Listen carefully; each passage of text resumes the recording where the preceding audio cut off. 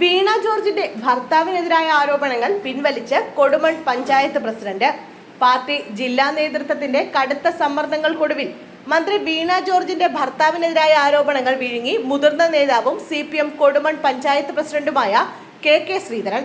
വിവാദ റോഡിന്റെ അലൈൻമെന്റോ DPRO ഇതുവരെ കണ്ടിട്ട് പോലുമില്ലെന്ന് ശ്രീധരൻ പറഞ്ഞു.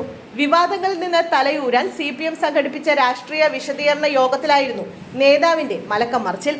പാർട്ടി ജില്ലാ നേതൃത്വത്തിന്റെ സമ്മർദ്ദങ്ങൾക്കൊടുവിൽ തുറന്നടിച്ചതെല്ലാം KK ശ്രീധരൻ തിരുത്തി. മന്ത്രി വീണ ജോർജിന്റെ ഭർത്താവ് ജോർജ് ജോസഫിന്റെ പേര് പോലും പ്രസംഗത്തിൽ പറഞ്ഞില്ല.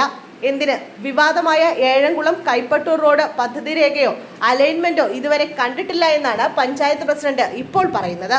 മന്ത്രിയുടെ ഭർത്താവ് ഇടപെട്ട് ഓടയുടെ ഗതി മാറ്റിച്ചെന്ന KK ശ്രീധരന്റെ തുറന്നു പറച്ചിൽ പാർട്ടിയെയും മന്ത്രിയെയും ഒരുപോലെ പ്രതിസന്ധിയിലാക്കിയിരുന്നു.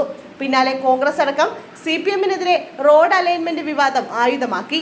പ്രതിസന്ധി മറികടക്കാനായിരുന്നു കൊടുമണ്ണിൽ CPM രാഷ്ട്രീയ വിശദീകരണ യോഗം വിളിച്ചത്. CPM പത്തനംതിട്ട ജില്ലാ സെക്രട്ടറി KP ഉദയഭാനു ഉദ്ഘാടകനായ യോഗത്തിൽ നേതൃത്വം പറഞ്ഞതുപോലെ ശ്രീധരൻ എല്ലാം മാറ്റി പറഞ്ഞു. വിവാദങ്ങൾക്ക് കാരണം കോൺഗ്രസുകാരാണെന്ന് ജില്ലാ സെക്രട്ടറിയും മറ്റു നേതാക്കളും ആരോപിച്ചു. അതേസമയം മന്ത്രിയുടെ ഭർത്താവ് ജോർജ് ജോസഫ് റവന്യൂ ഉദ്യോഗസ്ഥരെ മറികടന്ന് റോഡ് അളന്നതും കോൺഗ്രസ് തടഞ്ഞതിലും ഒരു നേതാവും ഒന്നും വിശദീകരിച്ചില്ല.